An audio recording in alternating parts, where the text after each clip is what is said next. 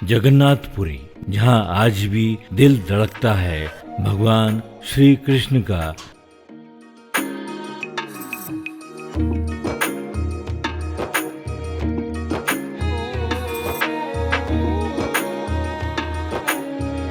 बंगाल की खाड़ी पर बसा है ये नगर।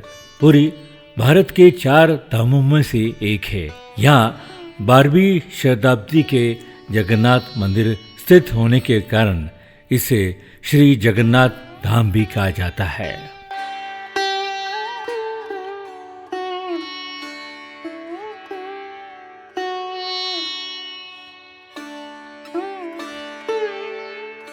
श्री जगन्नाथ मंदिर से मात्र 2.5 किलोमीटर की दूरी पर स्थित है पुरी बीच। इस बीच को भारत के सबसे साफ और सुंदर समुद्र तटों में से एक माना जाता है।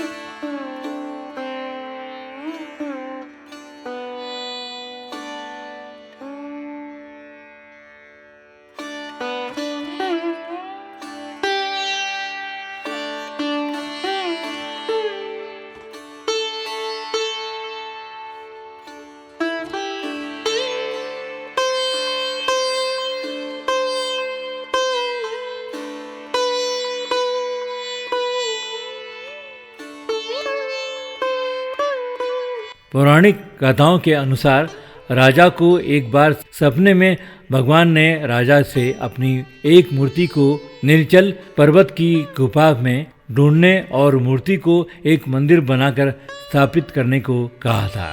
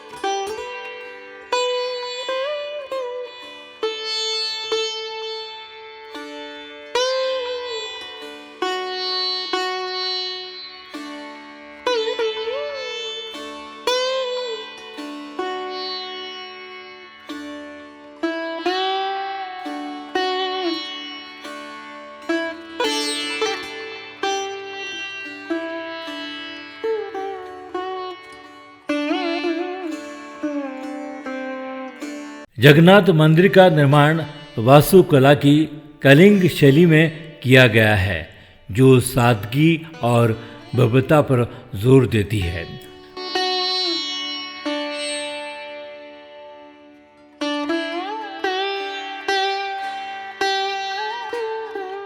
पुराणों के अनुसार जगन्नाथ को धरती का वैकुंठ माना गया है। यहाँ पर भगवान जगन्नाथ के दर्शन करने से सारी मनोकामनाएं पूर्ण हो जाती है और सारे पाप धुल जाते हैं।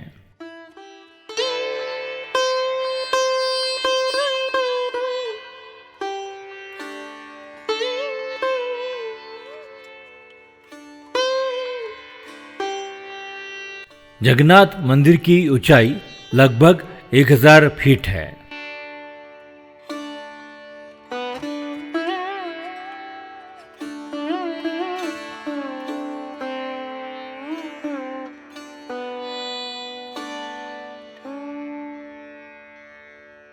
मंदिर में पिरामिड की आकार की छत वाली विशाल संरचना है, जिसे देउल के नाम से जाना जाता है, जो कलिंग मंदिरों की एक विशिष्ट विशेषता है। उन्होंने मंदिर को इस तरह से स्थापित किया है कि सूर्य की रोशनी सीधे गर्भगृह पर न पड़े। इसीलिए मंदिर की छाया रहित स्थिति को अनूठी घटना सामने आती है।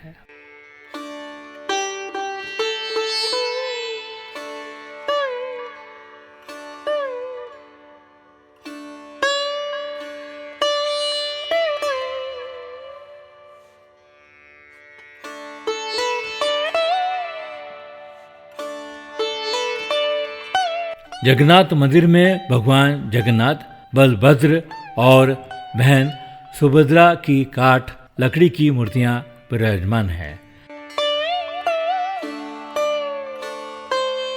भगवान जगन्नाथ की ये रथ यात्रा हिंदू पंचांग के मुताबिक हर साल आषाढ़ मास की शुक्ल पक्ष की द्वितीया तिथि को निकाली जाती है।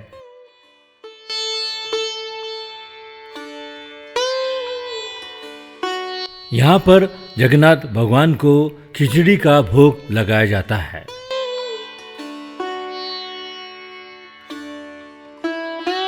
इस मंदिर का रसोई घर दुनिया के सबसे बड़े रसोई घरों में से एक है। कहा जाता है कि इस मंदिर में कितने भी भक्त आ जाएं, लेकिन कभी प्रसाद कम नहीं पड़ता है। लेकिन जैसे ही मंदिर के बंद होने का समय आता है तो ये प्रसाद अपने आप खत्म हो जाता है। यहाँ बनने वाला प्रसाद 7 बर्तनों में बनाया जाता है, जिसे एक ही लकड़ी के चूल्हे पर बनाया जाता है। यहाँ की खास बात यह है कि इस लकड़ी के चूल्हे पर सबसे पहले 7वें स्थान पर रखा ऊपर का बर्तन प्रसाद बनकर तैयार हो जाता है, न कि सबसे नीचे रखे हुए बर्तन का। इस मंदिर में सदियों से पाया जाने वाला महाप्रसाद लगभग 500 से 300 रसोइयों द्वारा बनाया जाता है, जो भक्तों के बीच वितरित किया जाता है। भाप से पकाया हुआ भोजन सबसे पहले भगवान जगन्नाथ को चढ़ाया जाता है। उसके बाद देवी विमला को चढ़ाते हैं, जिसे महाप्रसाद के नाम से जाना जाता है।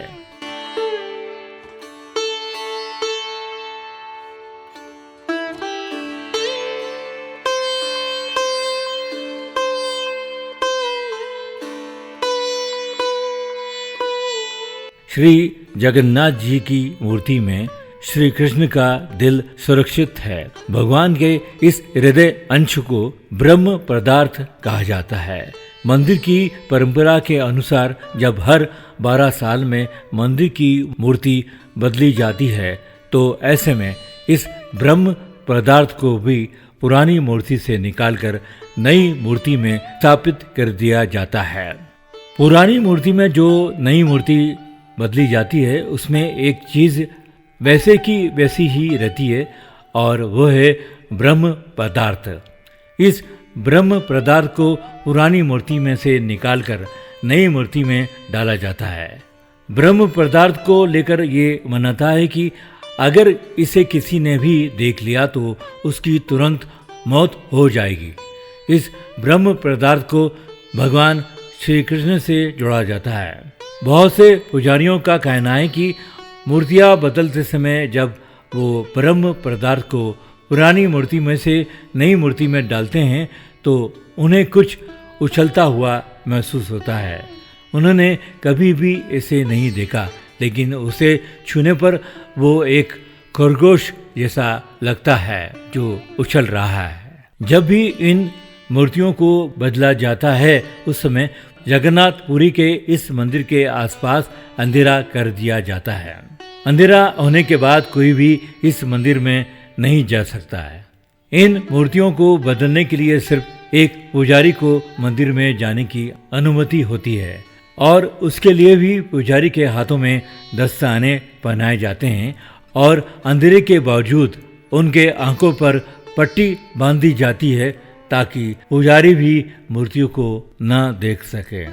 कहा जाता है कि उनका दिल आज भी सुरक्षित है, और उनका ये दिल भगवान जगन्नाथ की मूर्ति के अंदर है और आज भी धड़कता है।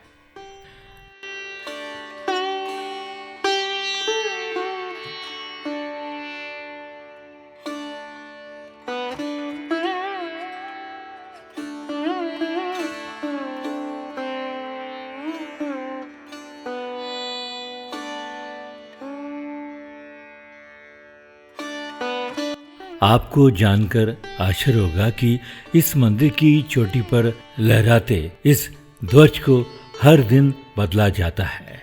इस मंदिर की ऐसी मान्यता है कि अगर एक दिन भी ध्वज नहीं बदला गया तो मंदिर पूरे 18 वर्षों के लिए बंद हो जाएगा।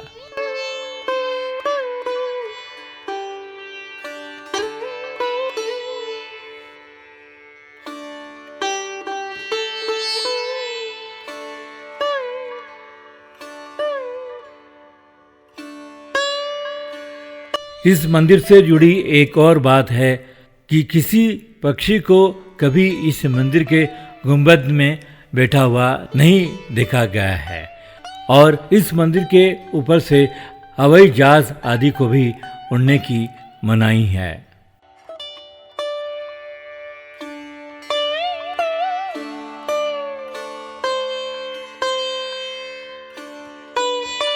श्री जगन्नाथ मंदिर का झंडा हवा की विपरीत दिशा में लहराता है। इस घटना को स्थानीय भाषा में पतंग बाना के नाम से जाना जाता है, जिसका अर्थ है विपरीत दिशा में झंडा फहराना।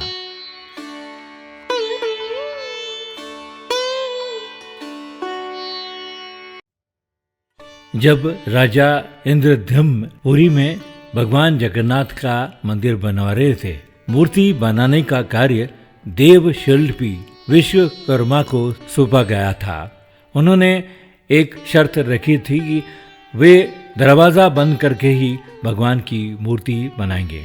साथ ही कहा था कि जब तक भगवान की मूर्ति बनकर तैयार नहीं हो जाती तब तक कोई अंदर नहीं आएगा और अगर किसी कारण से दरवाज़ा खुला तो मूर्ति बनना वहीं छोड़ देंगे। उनकी ये बात राजा ने मान ली। एक दिन मूर्ति बनने की आवाज़, खटखट की आवाज़ सुनाई नहीं देती है तो राजा को ऐसा लगा कि देव शिल्पी विश्वकर्मा कहीं चले गए हैं।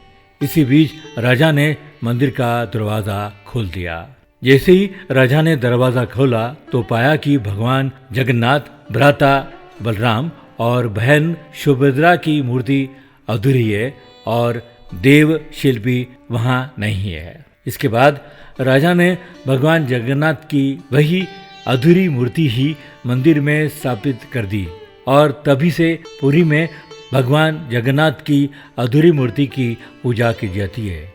इनके हाथ पैर नहीं है।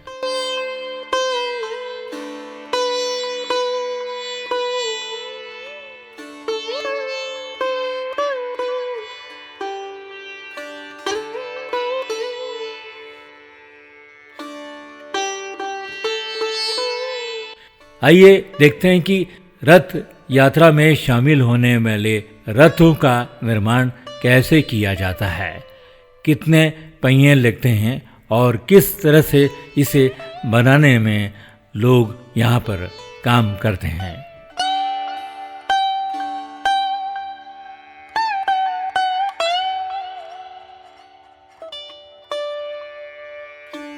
यहाँ पर तीनों रथों का निर्माण किया जाता है और इन रथों के निर्माण में कील, कांटे या अन्य किसी धातु का उपयोग नहीं किया जाता है।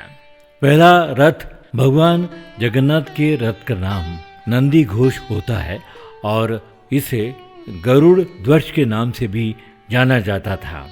रथ पर जो ध्वज होता है उसको त्रिलोका मोहिनी ध्वज कहते हैं और इस रथ की ऊंचाई 42.65 फीट होती है। इसमें 16 पहिए होते हैं। सारथी दारुक और रंग लाल या पीला होता है। भगवान बलभद्र के रथ का नाम ताल ध्वज होता है। इसके 14 पहिए होते हैं और लाल या हरा रंग दिया जाता है। ऊंचाई 43.30 होती है। देवी सुभद्रा के रथ का नाम दर्पदलन, ऊंचाई 42.23 और ये सबसे छोटा रथ कहलाता है, जिसका रंग लाल, काला या नीला होता है। इस रथ के सारथी होते हैं अर्जुन। तो इस तरह से निर्माण होता है इन रथों का।